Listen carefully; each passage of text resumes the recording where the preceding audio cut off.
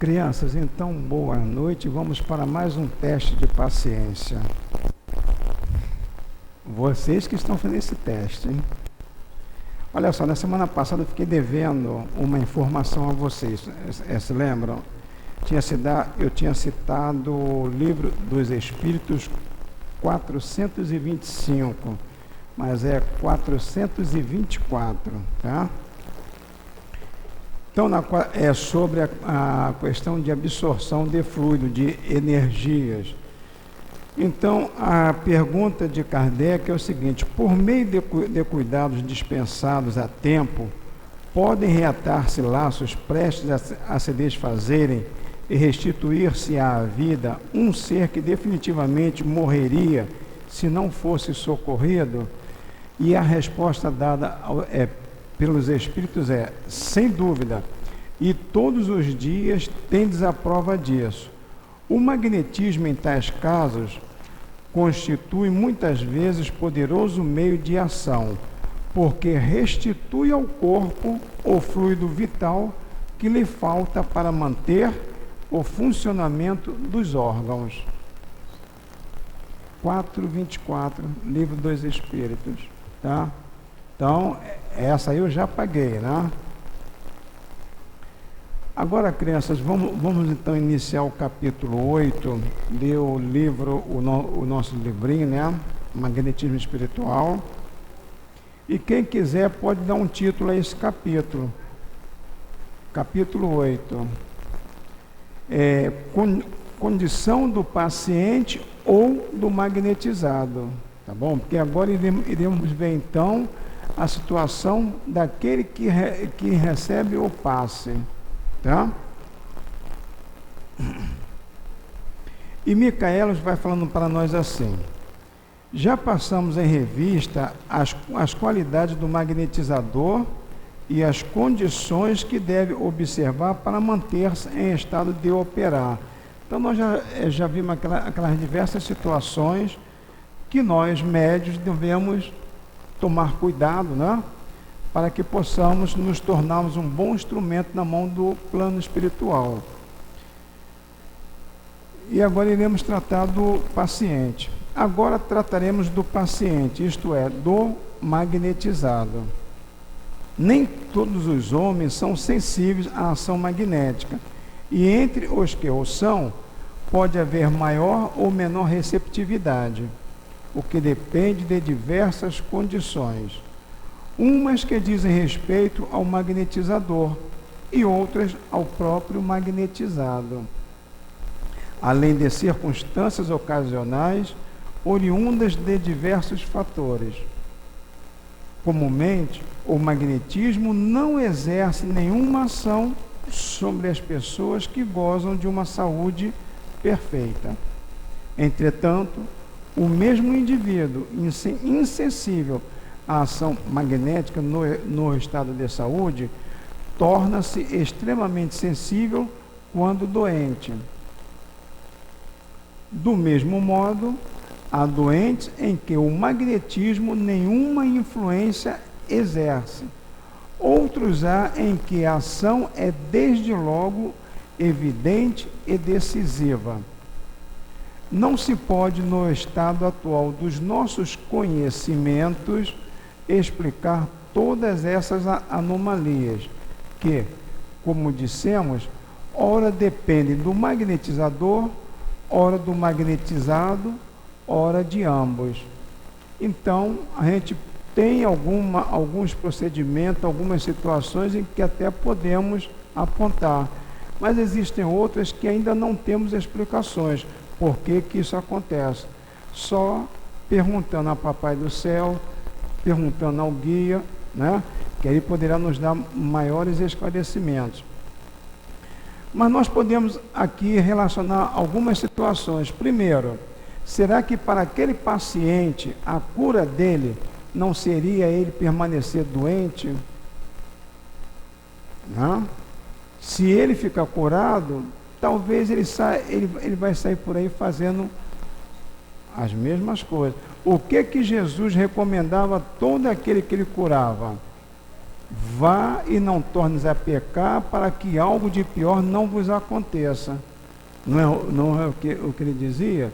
Então, seria uma situação em que aquele paciente ele não pode recuperar a saúde do seu corpo físico, porque nós já sabemos que a causa da enfermidade ela se encontra onde? No espírito, né? Então, enquanto o espírito não for curado, enquanto ele não estiver equilibrado, seu corpo estará em situação desagradável, né? Outra situação também que nós podemos aqui trazer para vocês nós temos a capacidade, todo ser humano tem a capacidade de transformar a matéria, aquilo que eu vou ingerir, aquilo que eu vou tocar, pela minha linha de pensamento, se eu acredito naquilo ou não, se eu tenho fé ou não, não é? Eu vou a um médico, ele me passa um medicamento qualquer, eu não acredito naquele remédio, naquele médico, o que acontece? Eu vou neutralizar, eu vou bloquear o efeito do remédio. Então vou gastar, pode ser o remédio mais caro que for, tá? Eu vou tomar e não vai fazer efeito, porque eu bloqueei, eu alterei a sua composição química, tá? Assim também acontece no passe.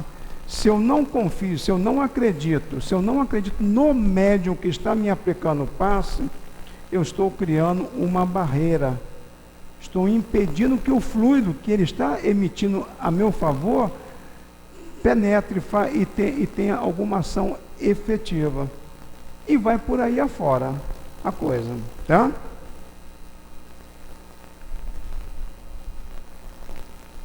Continuando aqui. O magnetismo, em certos estados de origem psíquica ou espiritual, basta, e para certos indivíduos é o melhor agente curativo. Porém, não se pode preconizar o magnetismo como agente curador exclusivo para a maioria dos casos e dos indivíduos. É preciso ter isto em conta para não se cometerem erros de tratamento em prejuízo e descrédito, por efeito de inconsciente fanatismo de um poderoso agente de cura.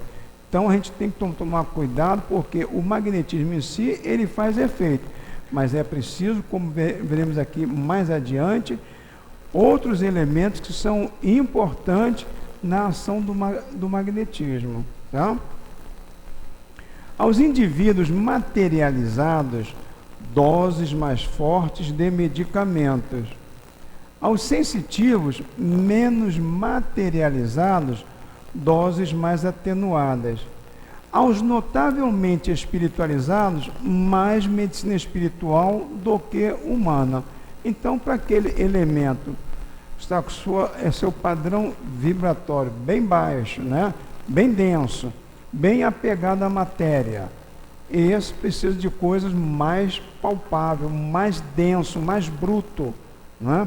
Enquanto que o outro que tem uma vida mais elevada, uma vida espiritual mais elevada, menos apego à matéria, aquele que realmente acredita, aquele que se preocupa com a vida espiritual, esse, para isso o quê? Basta um medicamento mais suave, né? Medicamento em todos os sentidos, exato, isso mesmo, exato. Basta um copinho d'água fluidificada, exato, para que faça um efeito mais intenso, né? Se eu for beber um copo d'água, né, fluidificado, e não acreditar naquilo, neutralizei, tá bom?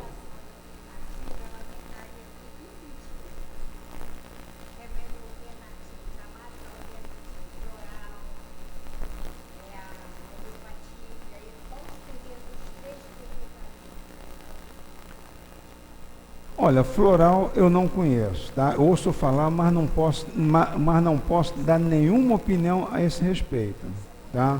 A homeopatia, ela geralmente ela atua mais a nível de perispírito. Em alguns casos, de acordo com a dinamização, ela irá atuar a nível da matéria densa, tá? Aí vai depender da enfermidade, do paciente, consequentemente da dinamização do remédio.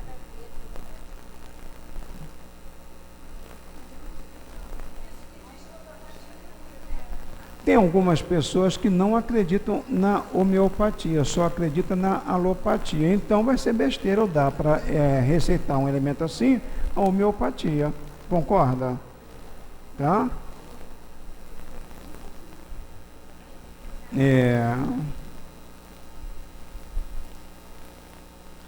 Essa a regra.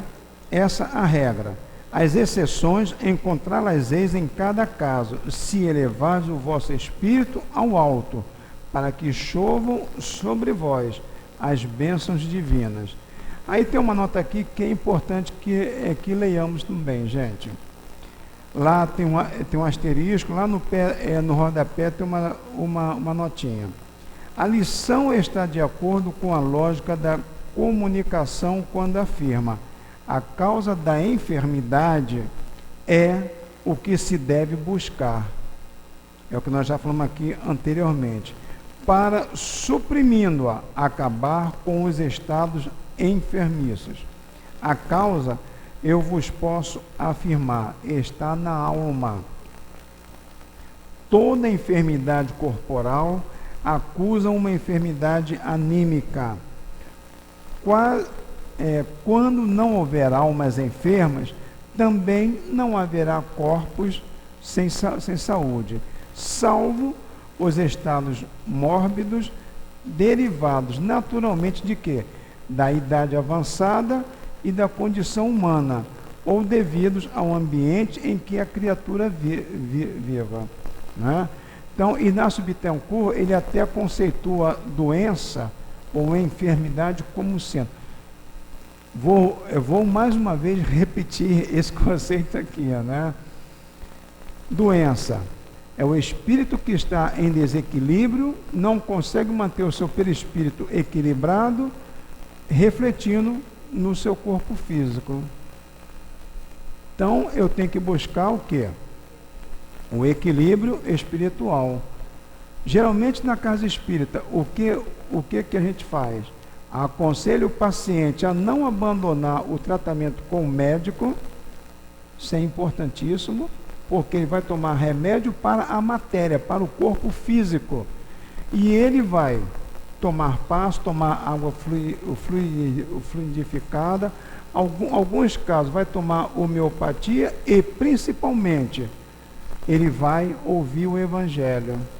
É a prece, é o estudo. Por quê? A alopatia vai atuar a nível do corpo denso. A homeopatia, como eu já falei em alguns casos, no corpo denso e no perispírito, assim como a água fluidificada e assim como o passe, né? E o estudo, o evangelho, a palestra, vai o quê? A pessoa, o espírito vai se educando, vai adquirindo conhecimento, esclarecimento e assim vai ter condições de alcançar o equilíbrio. Alcançou o equilíbrio, seu corpo físico vai se reestruturar, não é?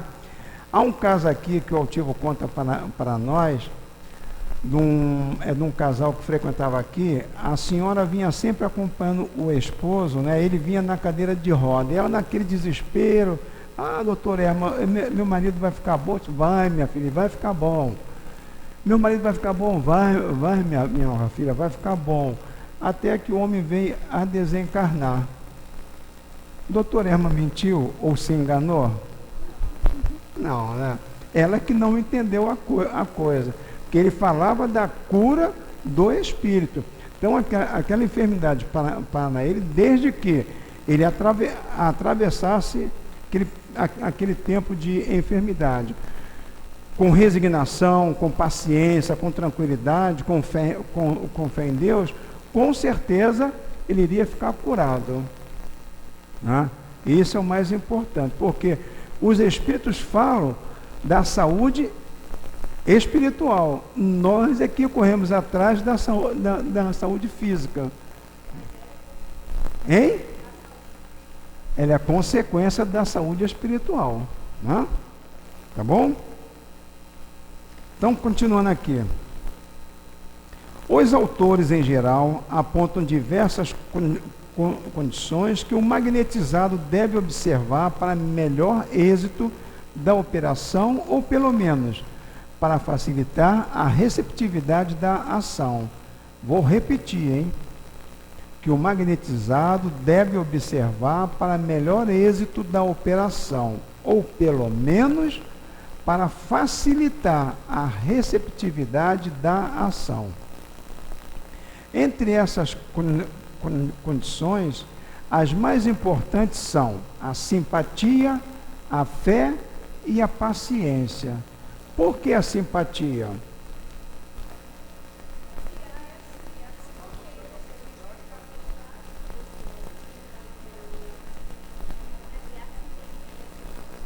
Para criar uma sintonia com o quê?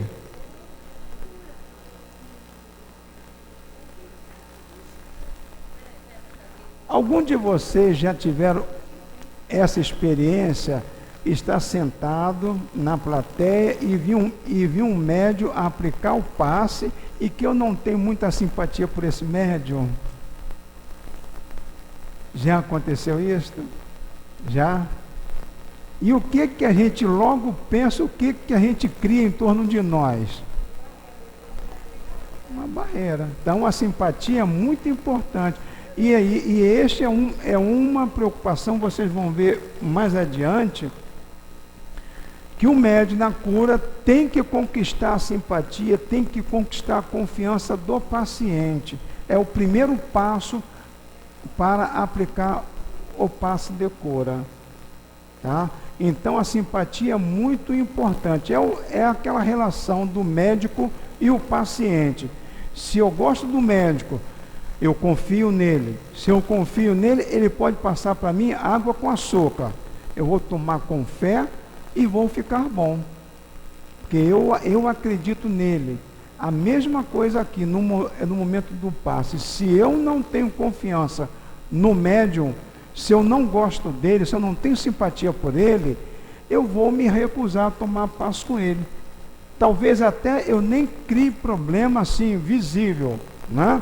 Ali na hora que ele for aplicar o passe, mas mentalmente eu estou emitindo algumas fagulhazinhas, né? E criando uma barreira em torno de mim. Fala alto. Eu neutralizo. O fluido vem, bate, resvala e se perde, né? Sai dali, aquele centro é fraco, aquele médio, né? não está com nada, e vou às vezes procurar outra casa ou outra religião até, né? Mas sem saber que eu é que criei as condições adversas, né? Outra mais, a fé. A fé é importante. O que Jesus dizia a todo aquele que ele curava? O exemplo da mulher hemorroísa. A tua fé te curou. Jesus não estava vendo a mulher, não estava pensando nela, não sabia do problema dela. E ela toca as vestes de Jesus, confiante de que isso bastaria ela tocar na roupa dele para que ela ficasse boa. E realmente isto acontece, né? Está lá no Evangelho, e ele fala: senti sair de mim uma virtude. Neste momento, como agiu esta mulher? Ela agiu como uma bomba de sucção. puxando do médium, né, vamos dizer assim, o fluido. Não precisou nem ele ter uma emissão em direção a ela. Só a fé dela, a certeza, a convicção que ela tinha, a atração. Ela sugou, ela puxou para si. E ela recuperou a sua saúde imediatamente. E Jesus então diz para ela: a tua fé te curou. E assim era com todos os demais, como o caso do cego lá, que pede a ele para que fique curado. E ele fica curado e Jesus fala: a tua fé te curou.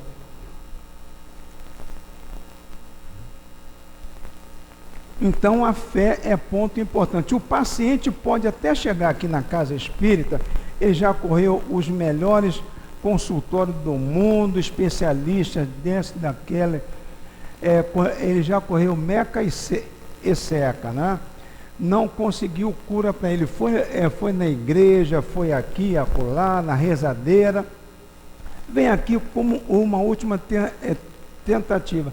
Dizem que lá é bom, não tem nada a perder, vou tentar, mas não vem com fé, vem por vir, tá? Agora, compete a nós sempre fazer uma pequena doutrinação, um pequeno esclarecimento. Nós temos 1 minutinho lá antes de aplicar o passe, tempo suficiente para falar algumas palavrinhas ao paciente de estímulo, passando para ele a fé, a confiança, a esperança, tá? Que ele vai se curar, que ele vai ficar bom, tá? Orientando ele para que ele venha estudar conosco. O orador, quando ele está aqui à frente falando, ele também está passando isso ao paciente, a todos que o estão ouvindo. Então é isso que nós temos que passar para o outro, tá? É o consolo, é a fé, é a orientação, tá? Para que ele tenha fé, para que ele tenha paciência, resignação, hein? Exato, isso mesmo. Porque é uma troca mútua, né? Nós também aprendemos. Por misericórdia divina, né? Deus confia em nós, nos dá a oportunidade do trabalho.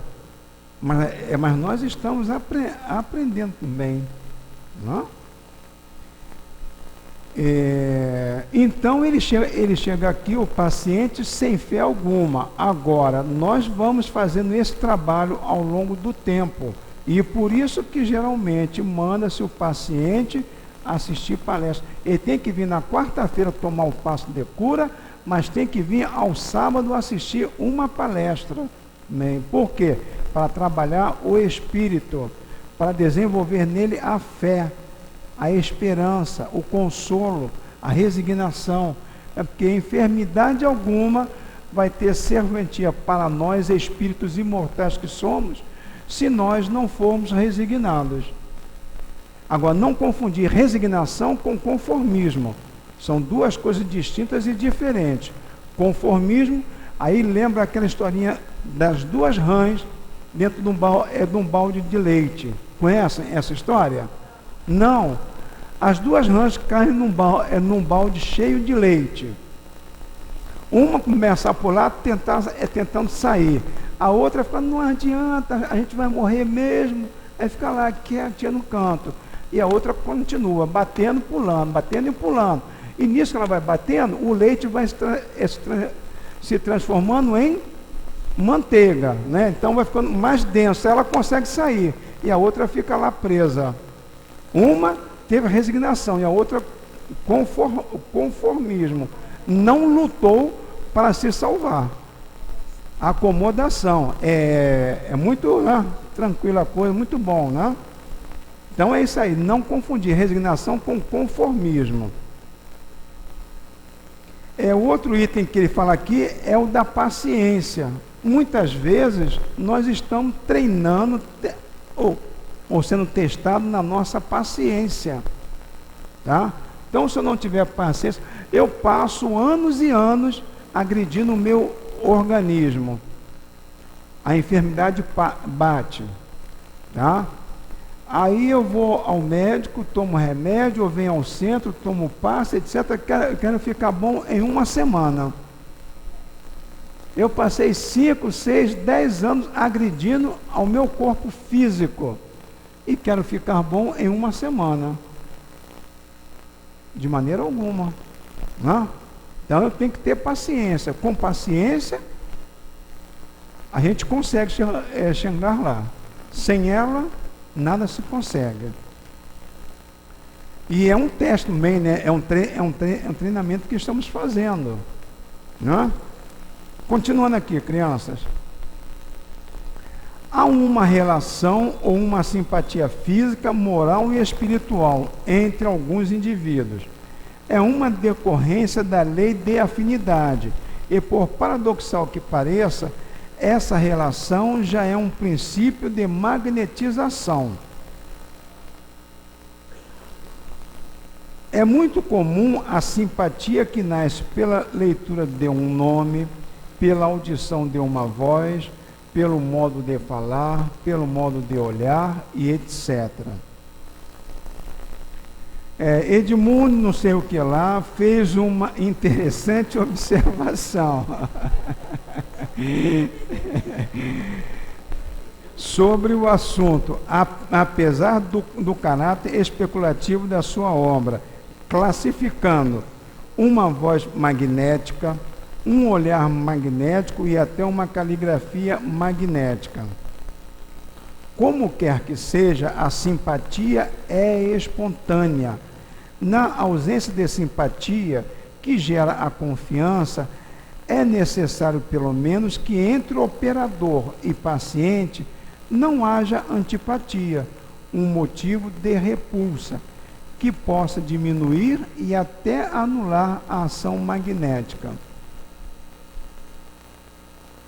Então, quando eu tenho simpatia aqui, como ele está falando aqui, olha, aqui em cima, a simpatia é uma decorrência da lei de afinidade. Então, quando eu simpatizo com uma pessoa, por qualquer razão, ou pelo seu modo de ser, ou pelo seu modo de falar, pelo seu olhar, pelo seu físico, seja lá o que for, eu já estou estabelecendo um elo com esta pessoa, né? Isso facilita, isso aí é a ação do magnetismo, e isto facilita muito o nosso relacionamento, tá? Mais adiante, crianças. Alguns autores negam a necessidade da fé, quer para os magnetizadores, quer para os magnetizados, e a substituem pela confiança. Não é possível transigir nessa troca, somente admitida por aqueles que apenas veem no magnetismo um fenômeno de efeitos puramente físicos. E a gente sabe que o magnetismo não é uma ação puramente física. Está envolvida aí o meu pensamento, o meu sentimento, né? A minha vontade, né? Porque com o pensamento e a vontade eu impulsiono o fluido numa direção, tá? E com o meu sentimento eu vou dar qualidades a este fluido, tá? Então o magnetismo não é só uma ação física, existe uma ação moral também aí, existe a ação da vontade, existe a ação do sentimento, tá? Tudo aquilo que eu faço, o meu modo de ser, o meu modo de viver, os meus gostos, aquilo que eu gosto, aquilo que eu almejo, aquilo que é o meu objetivo. Então irá unir-se a mim pessoas que têm o mesmo objetivo que eu, o mesmo pensamento que eu, né? Lá no livro dos Espíritos, na questão 514, no comentário de Kardec, ele coloca lá, quando ele fala em anjo da guarda, ele cita 3 tipos de acompanhamento que nós temos, né? O nosso anjo da guarda, os familiares que se preocupam conosco, que pode ser familiar mesmo ou um amigo, né? E existe os simpáticos, os afins. Esse é que é o problema. Esse aí é que é o problema. Por quê? Quem é que vai juntar-se a mim? Por afinidade. Quem, né? Quem pensa igual a mim. Se eu sou fanático por futebol, vou atrair para junto de mim encarnados e desencarnados que são fanáticos por futebol. E assim sucessivamente. Isso também é um princípio de magnetismo. Tá?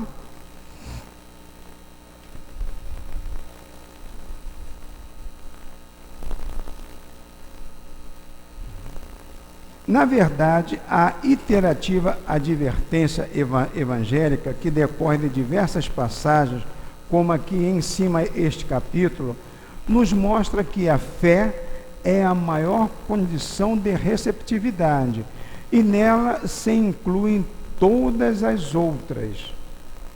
Por isso mesmo, o nosso conselho é no sentido de que o magnetizador deverá, antes de iniciar o processo de magnetização, fazer uma ligeira doutrinação, a fim de que o paciente se coloque por si mesmo em piedoso recolhimento e que erga com o coração a sua rogativa ao alto, qualquer que seja a sua crença ou a sua religião. Será a maneira mais eficiente para coadjuvar a emissão e a recepção do fluido. Então aí, enquanto o médium ou magnetizador está empurrando o fluido na direção do paciente, este está fazendo o papel da mulher hemorroísa, que puxava para si o fluido. Então a ação se torna mais intensa, né? E o efeito, a princípio, deverá ser mais rápido. Porque se um está direcionando, está emitindo e direcionando, o outro está puxando, atraindo para si. Tá? Continuando aqui. A paciência, outro fator de êxito, é o que, em regra, falta aos doentes. Já falamos a esse respeito, não é? É necessário considerar que o magnetismo excita muitas vezes as dores na parte do corpo em que se acha situado o mal e provoca outras crises, como veremos mais adiante. Não vamos entrar em detalhe aqui porque estudaremos isso em outros capítulos, tá ok? Entretanto, esses fatos não devem atemorizar o doente. Eles são até certo ponto um prenúncio de êxito, porque revelam a reação do organismo para triunfar sobre a moléstia. Algumas situações, quando nós tomamos algum tipo de vacina, geralmente o que acontece com a pessoa que é vacinada? O que se chama reação, né? Tem febre, tem dores. Isso é um mau sinal? Não, né? É sinal de que o organismo está reagindo àquele remédio, àquela medicação, né? E aquilo ela vai criar anticorpos no seu organismo que vai debelar a invasão de qualquer tipo de bactéria ali que possa acontecer. Toda cura, principalmente dos males crônicos, demanda tempo, e os piores doentes são os inconformados sem nenhuma resignação. Alfonso Boé apresenta uma série de conselhos salutares que merecem sempre lembrados. Assim diz ele em resumo. E aí uma observação que eu faço. Aqui vai uma série de conselhos destinado ao magnetizador, não é o nosso caso aqui, tá? Nós somos magnetizadores, sim, mas somos médiuns, trabalhadores da casa espírita. Tá?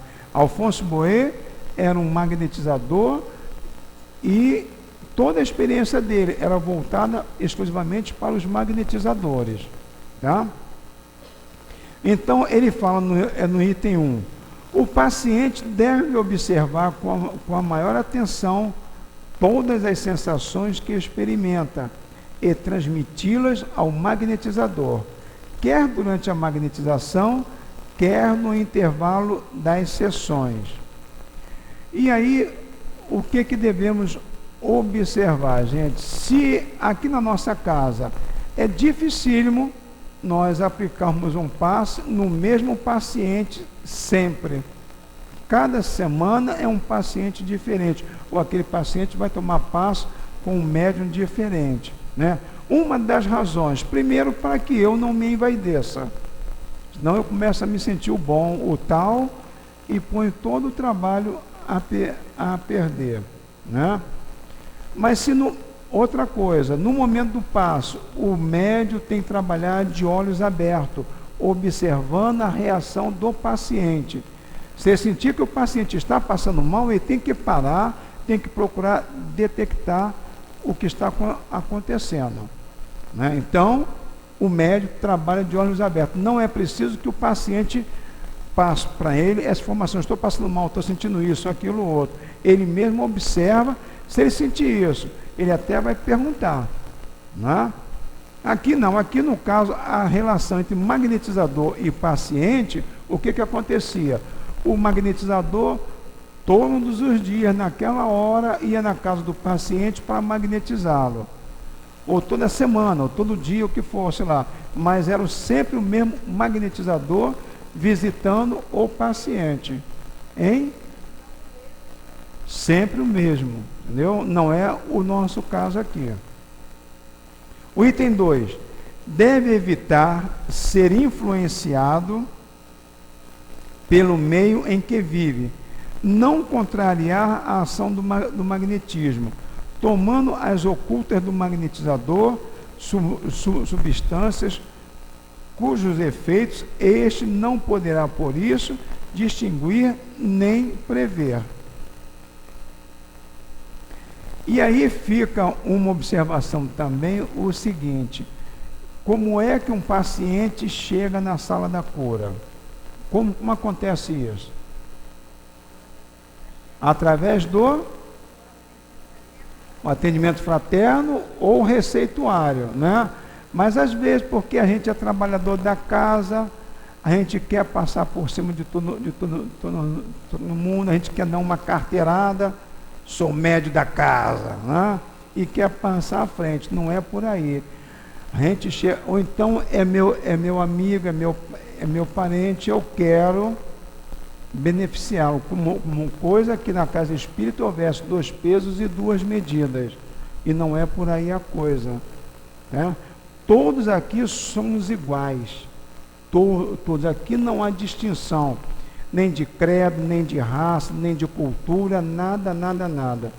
Todo mundo é filho de Deus, somos espíritos caminhando com as nossas dificuldades, tentando nos reequilibrarmos, tentando progredirmos, né?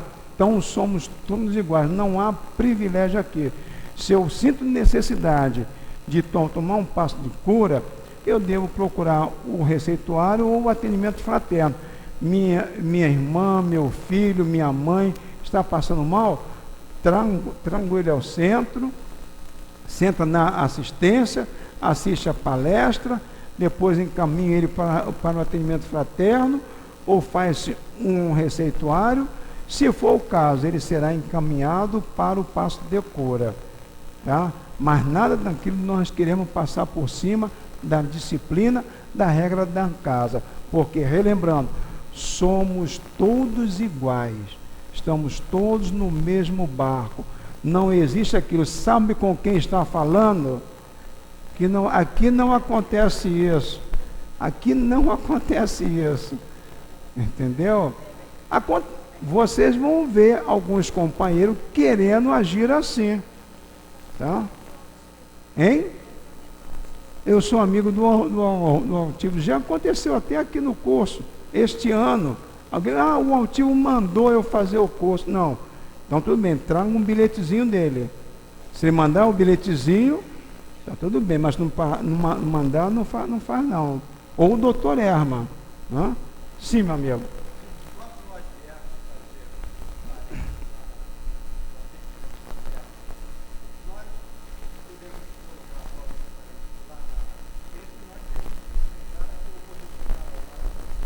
Pode ficar ao lado dele se você quiser, entendeu? Aí você escolhe, mas não há necessidade.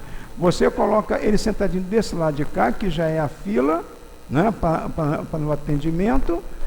Exato, e você vai sentar-se lá na cadeirinha do médium, tranquilamente. Agora, se ele está passando mal, você acha que necessita ficar ao lado dele para evitar qualquer um problema maior, aí está tudo bem, você pode ficar ao lado dele. Entendeu? Tá? Respondido? A fila para atendimento é desse lado de cá. Tá? Passou da segunda fileira ali, é a fila.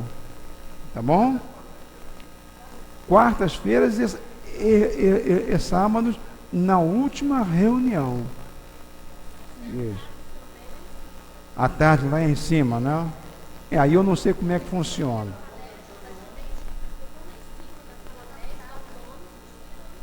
Aí eu não sei como é que funciona não. Não?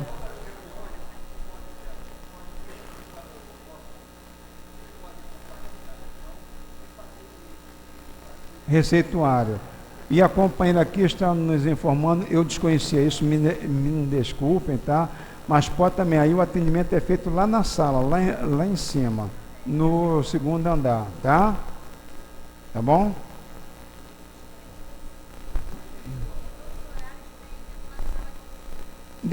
Na reunião da tarde, às 15, às 17 horas, você pode vir também.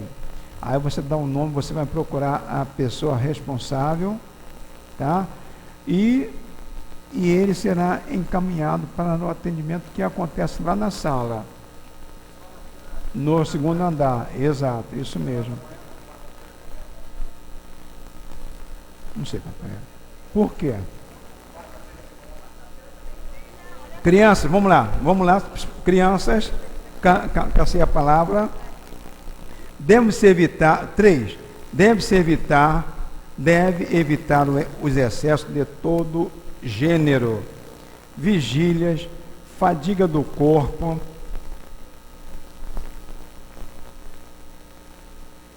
e do espírito, emoções vivas ou deprimentes, tudo quanto em uma palavra possa perturbar o equilíbrio do organismo ou o repouso da alma.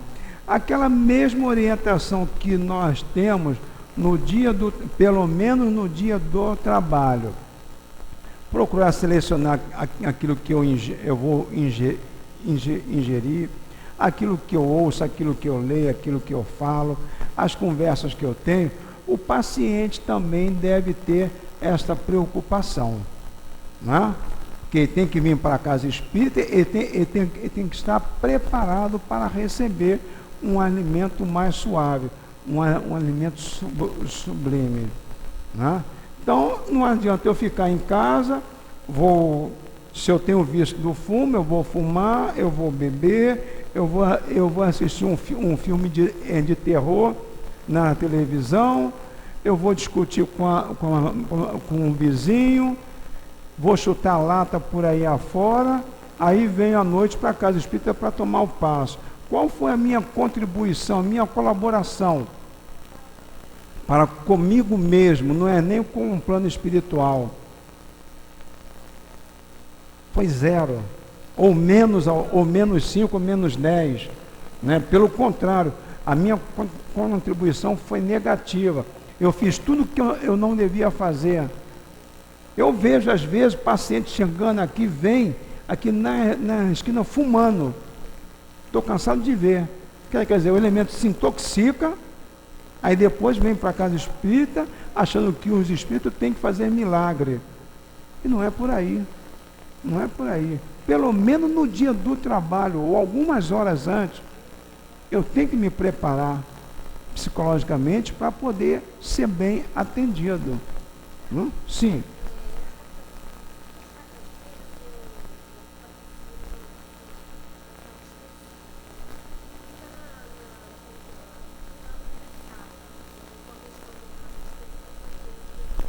Leitura da página, certo.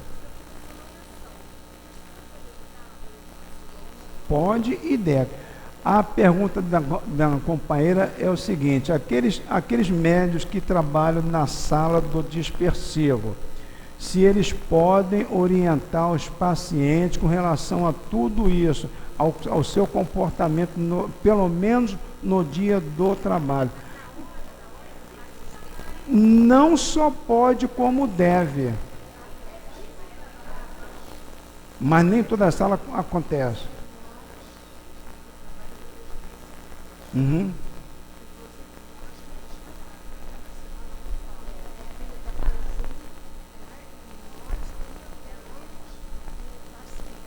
Exato. Algumas salas agem assim, outras eu acho que não, eu não sei porquê, mas a orientação é esta.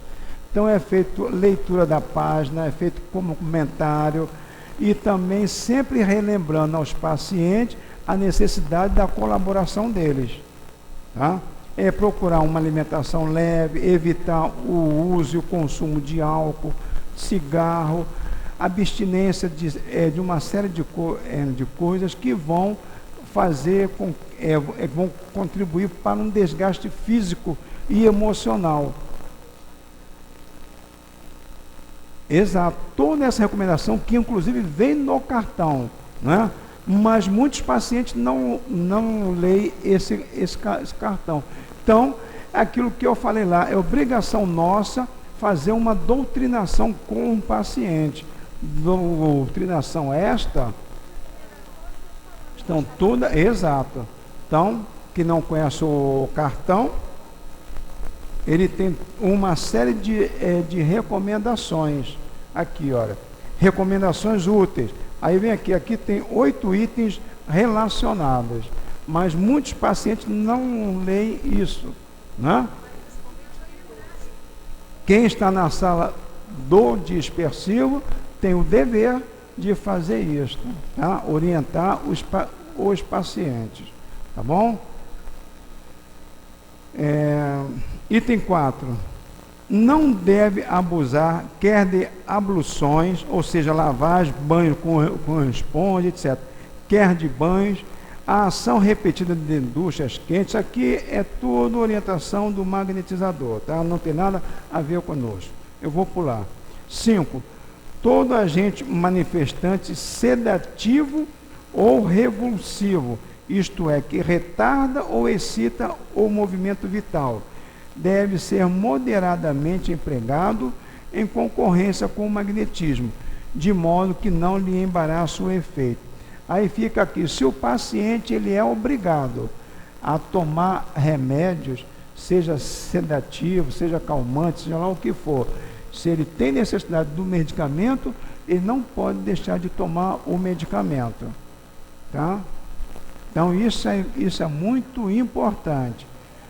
Aí a gente volta a lembrar, tem pessoas que por falta de orientação, por falta de esclarecimento, acham que basta o tratamento espiritual. Muitos acham que basta vir só na quarta-feira, tomar o passo, vai embora, só volta na quarta-feira seguinte. E não é por aí. Aí a gente repete, é preciso tratamento com o médico, é preciso o passe, a oração e o estudo, tá?